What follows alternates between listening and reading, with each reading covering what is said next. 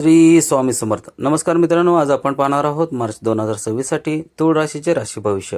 मार्च 2026 मध्ये तुमचे कार्यक्षेत्र, आर्थिक परिस्थिती, आरोग्य, वैवाहिक जीवन आणि पारिवारिक जीवन कसे जाईल हे पाहणार आहोत. त्याचबरोबर उपाय देखील सांगणार आहे. व्हिडिओ शेवटपर्यंत पहा, तरच तुम्हाला उपाय काय आहे ते समजणार आहे. तुळ राशीच्या लोकांसाठी हा महिना मध्यम राहण्याची अपेक्षा आहे.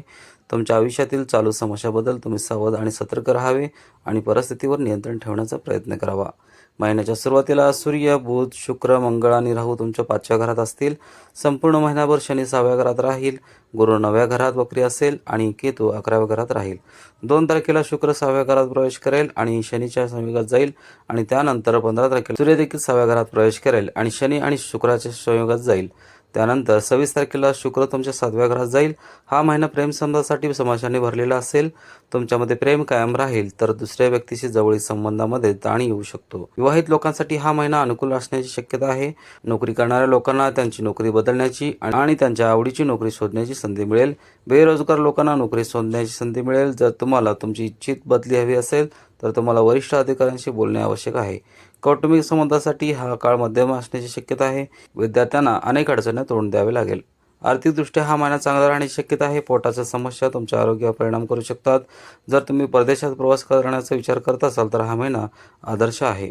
कार्यक्षेत्र, कार्याच्या दृष्टिकोनातून हा महिना चढउतारांनी भरलेला असेल. 6व्या भावाचा स्वामी गुरु 11 तारखेपर्यंत वक्री राहील आणि 11 तारखेनंतर तुमच्या 9व्या भावात थेट असेल. या व्यतिरिक्त 5व्या भावात ग्रहाचे वर्चस्व असेल. तुम्हाला नोकरी बदलण्याची संधी मिळेल. जर तुम्ही बऱ्याच काळापासून प्रयत्न करत असाल पण नोकरी बदलू शकत नसाल तर आता तुम्ही नवीन नोकरी शोधू शकता आणि त्यात सामील होऊ शकता. जर तुम्ही इच्छित बदली शोधत असाल तर वेळ आली आहे. तुमच्या वरिष्ठांशी बोलल्याने यश मिळू शकते. जर तुम्ही सध्या बेरोजगार असाल आणि नोकरी शोधत असाल तर हा महिना तुमची इच्छा पूर्ण करेल. महिन्याच्या उत्तरार्धात जेव्हा शुक्र 7व्या भावात प्रवेश करेल तेव्हा तुमची नोकरीची स्थिती मजबूत होईल आणि तुम्हाला पदोन्नती मिळू शकेल. हा महिना व्यावसायिकांसाठी अनुकूल असण्याची शक्यता आहे, जे त्यांच्या व्यवसायात लक्षणीय प्रगती करतील. तुमच्या व्यावसायिक भागीदारांशी तुमचे संबंध चांगले असतील आणि तुम्हाला तुमच्या योजना त्याच्यासोबत शेअर कराव्या लागतील, जेणेकरून तुमच्यात एक आनंददायी संबंध टिकून राहतील आणि व्यवसाय पुढे जात राहील. आर्थिक परिस्थिती, तुमच्या आर्थिक परिस्थितीकडे पाहता हा महिना तुमच्यासाठी अनुकूल राहण्याची शक्यता जास्त आहे, कारण संपूर्ण महिना केतू 11व्या घरात असेल आणि सूर्य, मंगळ, बुध, शुक्र आणि राहू तुमच्या 5व्या घरात असतील. तुमच्या 11व्या घरात अनेक ग्रहांचा प्रभाव असल्याने तुम्हाला उत्पन्नाचे अनेक स्रोत मिळतील. तुमचे उत्पन्न दिवसेंदिवस वाढत जाईल. 6व्या घरात बसलेला शनी 12व्या घरात दृष्टी करेल, ज्यामुळे तुमचे खर्च सतत कमी होतील. यामुळे एकीकडे खर्च कमी होतील आणि दुसरीकडे उत्पन्नात वाढ होईल, ज्यामुळे तुमची आर्थिक परिस्थिती सुधारेल. तुमच्या घराचा स्वामी मंगळ देखील 5व्या घरात बसून 11व्या घरात दृष्टी करेल, ज्यामुळे तुम्हाला तुमचे पैसे गुंतवण्यास प्रोत्साहन मिळेल. तुम्ही शेअर बाजारात देखील गुंतवणूक करू शकता, ज्यामुळे तुम्हाला मोठे यश मिळू शकते. तुम्हाला मिळणारे उत्पन्न योग्य दिशेने वापरले जात आहे याची खात्री करा, जेणेकरून भविष्यात तुम्ही त्यांची जास्तीत जास्त फायदे मिळवू शकाल. तुम्ही अधिक फायदा घेऊ शकता आणि प्रगती करू शकता. आरोग्य, आरोग्याच्या दृष्टीने हा महिना थोडा कमकुवत असण्याची शक्यता आहे. तुमच्या राशीचा स्वामी शुक्र महिन्याच्या सुरुवातीला सूर्य, मंगळ, बुध आणि राहू यांच्यासह 5व्या घरात असेल आणि वक्री गुरुच्या प्रभावाखाली असेल. त्यानंतर 26 तारखेला शुक्र तुमच्या 7व्या घरात जाईल. अशा प्रकारे 26 तारखेपर्यंतचा काळ आरोग्याच्या दृष्टिकोनातून अत्यंत कमकुवत असू शकतो. या काळात पोटाच्या समस्या, पचनाचे विकार आणि आहारातील अनियमितता तुम्हाला शारीरिकदृष्ट्या आजारी बनवू शकतात. म्हणून तुम्ही तुमच्या आरोग्याच्या समस्याबद्दल सतर्क राहिले पाहिजे. आवश्यक असल्यास गुंतागुंत टाळण्यासाठी आणि निरोगी जीवन जगण्यासाठी वैद्यकीय उपचार घ्या. 26 तारखेपासून तुम्हाला तुमच्या आरोग्यात सुधारणा होण्याची चिन्हे दिसतील, ज्यामुळे तुम्हाला आनंद मिळेल आणि तुमचा आत्मविश्वास परत येईल. या महिन्यात तुमच्या आईचे आरोग्य देखील थोडेसे बिघडू शकते, म्हणून तिच्या आरोग्याच्या चिंताकडे लक्ष द्या. प्रेम आणि लग्न, तुमच्या प्रेमजीवनाचा विचार केला तर हा महिना चढ उताराने भरलेला असेल. सूर्य, मंगळ, बुध, शुक्र आणि राहू यांच्या प्रभावामुळे 5वे घर सक्रिय होईल, जे तुम्हाला तुमच्या प्रियकराच्या जवळ ठेवेल.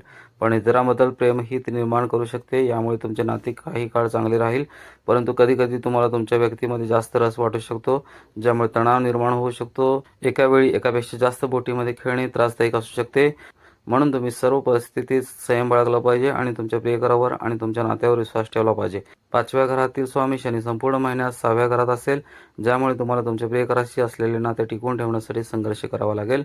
जर तुम्ही विवाहित असाल तर हा महिना तुमच्यासाठी अनुकूल असू शकतो, कारण 7व्या घराचा स्वामी मंगळ संपूर्ण महिन्यात 5व्या घरात राहील, ज्यामुळे तुमच्या आणि तुमच्या जोडीदारातील प्रेम वाढेल. तसेच अनेक ग्रहांच्या प्रभावामुळे कधी कधी काही समस्या उद्भवू शकतात.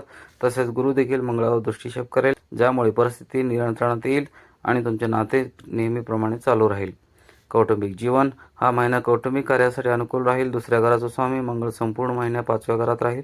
त्याच्या दृष्टीत सूर्य, शुक्र आणि राहू यांच्यासह गुरु असेल. 4थ्या घराचा शनी संपूर्ण महिना 6व्या घरात असेल.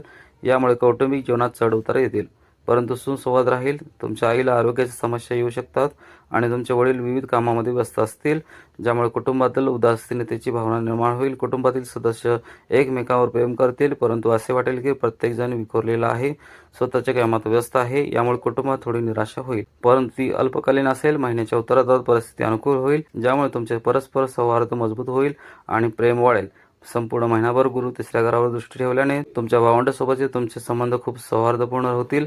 तुमचे भावंड तुमचे भाग्य वाढवण्यात तुमचे समर्थन करतील. त्याच्यासोबत तीर्थयात्रा आणि लांब प्रवास करण्याच्या संधी उपलब्ध होतील, ज्यामुळे तुमचे नाते आणखी मजबूत होईल. या महिन्यात विशेषतः तुमच्या वडिलांचा कामाशी संबंधित सल्ला तुमच्यासाठी खूप उपयुक्त ठरेल. उपाय आहे: शुक्रवारी तुम्ही श्री महालक्ष्मीजीच्या बीज मंत्राचा जप करावा. शनिवारी श्री बजरंग बाणाचे पठण आवश्यक करा. बुधवारी श्री विष्णू सहस्त्रनामाचे स्तोत्राचे पठण करा. बुधवारी लहान मुलींना काहीतरी हिरवी भेटवस्तू द्या. व्हिडिओ आवडल्यास व्हिडिओला नक्की लाईक करा, शेअर करा आणि उमाशेखर राष्ट्र चॅनलला सबस्क्राईब करायला विसरू नका. आणि कमेंटमध्ये ओम नमः शिवाय लिहा. पुन्हा भेटू अशाच एका आध्यात्मिक आणि प्रेरणादायी माहितीच्या व्हिडिओसह. जय हिंद, जय महाराष्ट्र.